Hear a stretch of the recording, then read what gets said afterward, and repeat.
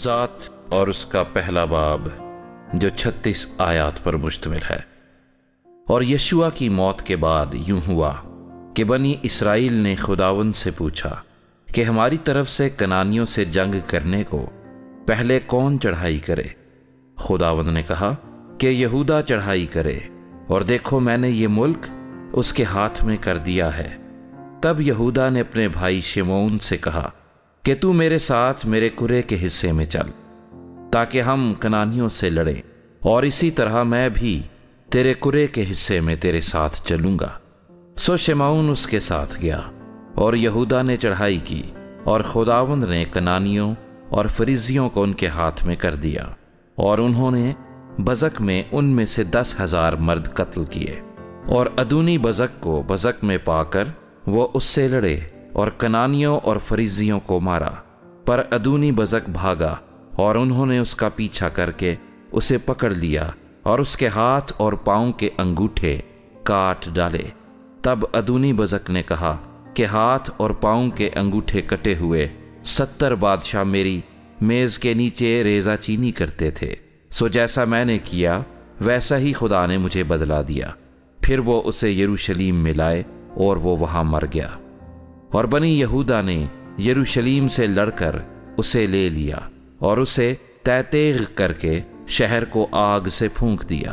اس کے بعد بنی یہودا ان کنانیوں سے جو کوہستانی ملک اور جنوبی حصے اور نشیب کی زمین میں رہتے تھے لڑنے کو گئے، اور یہودا نے ان کنانیوں پر جو حبرون میں رہتے تھے چڑھائی کی، اور حبرون کا نام پہلے کریت اربا تھا۔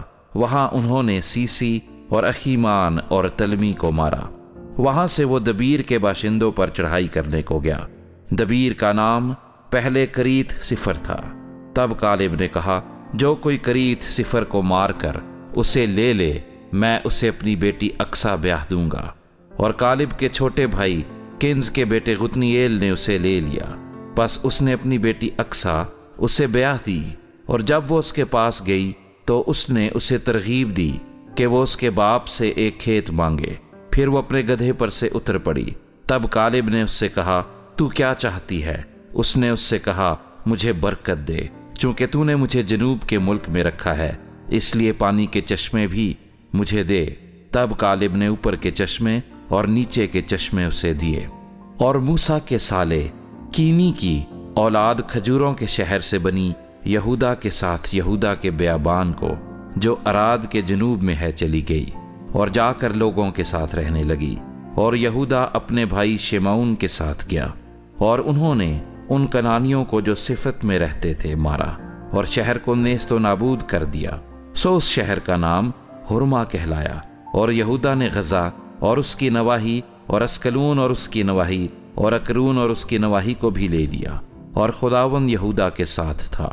سو اس نے کوہستانیوں کو نکال دیا، پر وادی کے باشندوں کو نکال نہ سکا، کیونکہ ان کے پاس لوہے کے رتھ تھے۔ تب انہوں نے موسیٰ کے کہنے کے مطابق حبرون کالب کو دیا، اور اس نے وہاں سے اناک کے 3 بیٹوں کو نکال دیا۔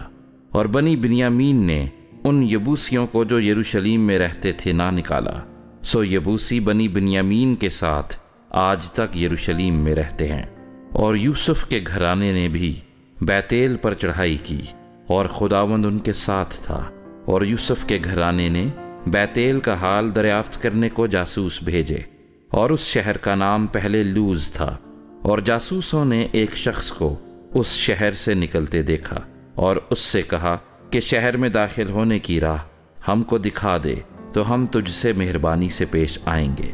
سو اس نے شہر میں داخل ہونے کی راہ ان کو دکھا دی۔ انہوں نے شہر کو تیتیغ کیا، پر اس شخص اور اس کے سارے گھرانے کو چھوڑ دیا۔ اور وہ شخص ہتیوں کے ملک میں گیا، اور اس نے وہاں ایک شہر بنایا، اور اس کا نام لوز رکھا، چنانچہ آج تک اس کا یہی نام ہے۔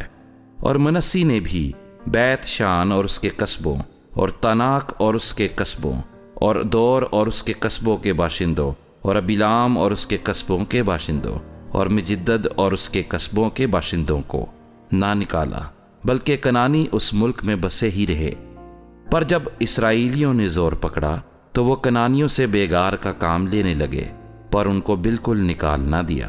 اور افرایم نے ان کنانیوں کو جو جزر میں رہتے تھے نہ نکالا، سو کنانی ان کے درمیان جزر میں بسے رہے۔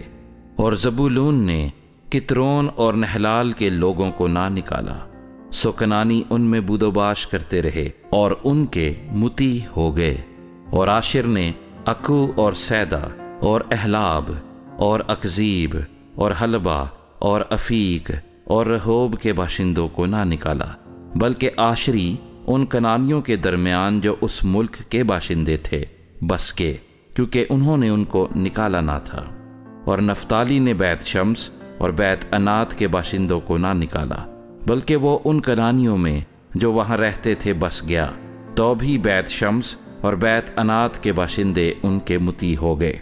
اور اموریوں نے بنی دان کو کوہستانی ملک میں بھگا دیا، کیونکہ انہوں نے ان کو وادی میں آنے نہ دیا، بلکہ اموری کوہ ہرس پر اور ایالون اور سلبیم میں بسے ہی رہے، تو بھی بنی یوسف کا ہاتھ غالب ہوا، ایسا کہ یہ مطیع ہو گئے۔